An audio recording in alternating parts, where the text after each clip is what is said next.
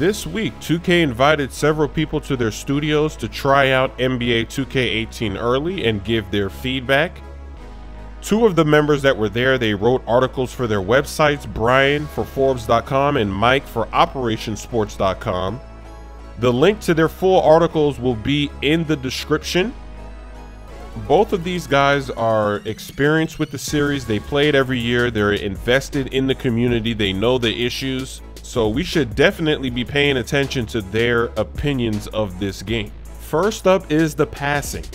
This is an area that still needs a lot of tuning because long passes are successful far too often. And the speed of passes can still be a little bit slow. So if somebody gets open on a cut or a pick and roll, the window to get the ball there is so small and the speed just doesn't get there in time. And so sometimes the defense will come over and steal it. Or by the time the pass is delivered, the player is no longer open.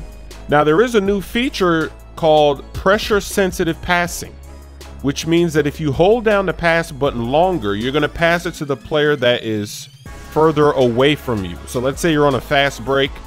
If somebody's 15 feet away from you and somebody's 5 feet away from you, if you hold down the pass button, you're going to deliver the pass to the guy that's 15 feet away. If you press it lightly, you'll pass it to the guy that's 5 feet away. Obviously, this is going to take a little bit of time to get used to, but there's optimism that maybe it'll work out well and you won't have to always rely on the icon pass. Once you get this system down, you can point and trust that the ball is going to go to the guy that you're looking for. So that's what's interesting about the passing. Now let's talk about the shooting. Green releases are still in the game, but they're much more difficult to attain. Ramen accidentally. And the shot feedback meter is now above your player's head. There's 4 factors that decide whether your shot is successful: how accurate you were on the release, how well you were defended, your shot rating from that distance, and the type of shot your player is taking. And because the shot meter is above your player's head, it's a lot more natural and easier to track as you're shooting to get the feedback that you need. Now for the dribbling and the defense, there's a bigger gap in skill between the elite ball handlers and the guys who are good, average, and below average. When you're using somebody like Kyrie Irving, you can feel liberated to try all sorts of moves. And if you chain them together properly, you're going to create the space and amazing drives that you need to finish at the baskets.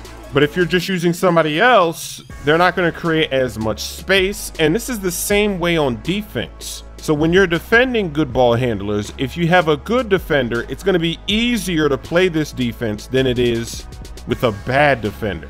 Reach-in fouls are going to be called more often. Even though better defenders with high steal ratings, they're going to have more success, you're still going to see a lot more reach-ins this year than you did in 2K17. As far as the ankle breakers go, both of these guys that played the game, none of them had any ankle breaker situations. Nobody fell down or anything. They said that the ankle breakers are still in the game and they just didn't experience it in their few games that they got to try it. So that could be a good sign because a lot of people believe that the ankle breakers were a little too common in 2K17. So the fact that they didn't see any while they were there, that's interesting news. Now for the defensive AI, the CPU defenders, they've made a huge leap. You're going to notice them taking away passing lanes more aggressively. Entry passes into the post are a little bit more difficult, and cutters, when they're making their way through the lane, they get more recognition from the defense.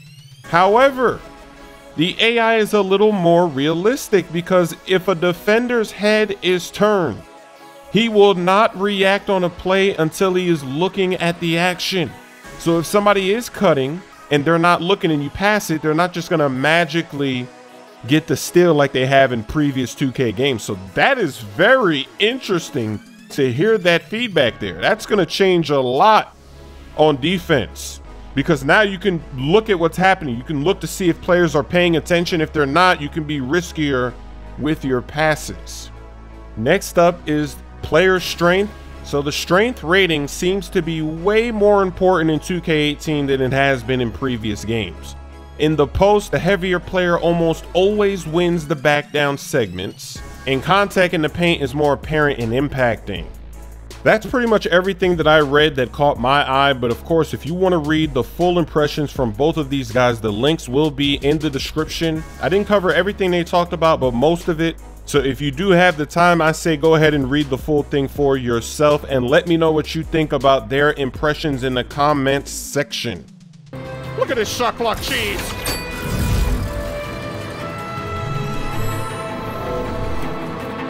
Follow the power lines. There must be a weak point. I see it! At the buzzer!